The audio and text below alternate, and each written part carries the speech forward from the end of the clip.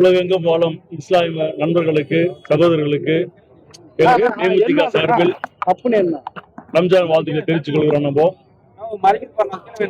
நாங்க பிறந்த ஊரு ஆம்பூர்ல. இன்னைக்கு நான் பாராளுமன்ற உறுப்பினராக தேர்ந்தெடுக்க பிறகு நான் பொது நிகழ்ச்சி அப்படின்னு பார்த்தீங்கன்னாக்கா எங்களுடைய தலைமை கழகத்துல நாங்க நடத்தின இஃப்தார் நோம்புல முதல்ல நான் கலந்துக்கினேன்.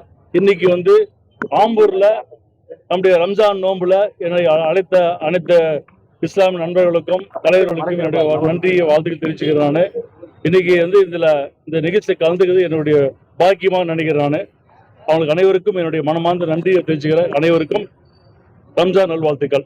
ஆம்பூர்ல தேமுதிக போட்டி இருந்திருக்கு.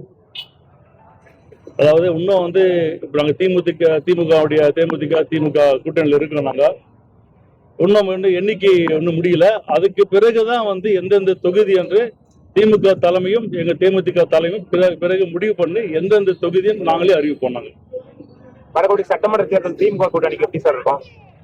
அதாவது நான் முன்னாடி சொன்ன மாதிரிதான், நாங்க போறதுக்கு முன்னாடி 200 தொகுதி கண்டிப்பாக திமுக வெற்றி பெறும். இந்த முறை தேமுதிக நாங்க உள்ள போனதுனால 200 தொகுதிக்கு மேல அமோக வெற்றி பெறுவோம். நான் சொன்ன மாதிரிதான் அதிமுக கண்டிப்பாக இந்த வாட்டி வாஷ் அவுட் ஆகும். இந்த தேர்தலில் தமிழக வெற்றி கழகம் தாக்கத்தை ஏற்படுத்தும். ஆமா, அது தேர்தல் முடிவே தெரியும். நம்ம பேர் நம்ம சொல்ல முடியாது. 2006 நாங்க கட்சி ஆரம்பிக்கும் போது எங்களுக்கு தமிழகத்துல எங்களுக்கு இல்லாத பலம் வேற யாருக்கும் கிடையாது. ஆனா அது ஓட்டா போடும் போது பார்க்கணும். அது நான் குடியாத்துல போட்டிடும் போது நீங்களே உங்களுக்கே தெரியும், கிட்டத்தட்ட 30,000 ஓட்டு அன்னைக்கு கிட்டத்தட்ட 30,000 ஓட்டு நான் வாங்கினேன். பட் அது கூட்டணி அப்படி வரும்போதுதான் அந்த பெரிய வெற்றி கிடைக்கும்.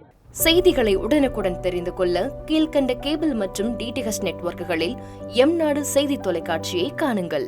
பாதகம் செய்பவரை கண்டால் நாம் பயம் கொள்ளலாகாது பாப்பா. மோதி மிதித்து விடு பாப்பா, அவர் முகத்தில் உமிழ்ந்து விடு பாப்பா. அண்மை செய்திகளை உடனுக்குடன் தெரிந்து கொள்ள இணைந்திருங்கள் எம்நாடு தொலைக்காட்சியுடன்.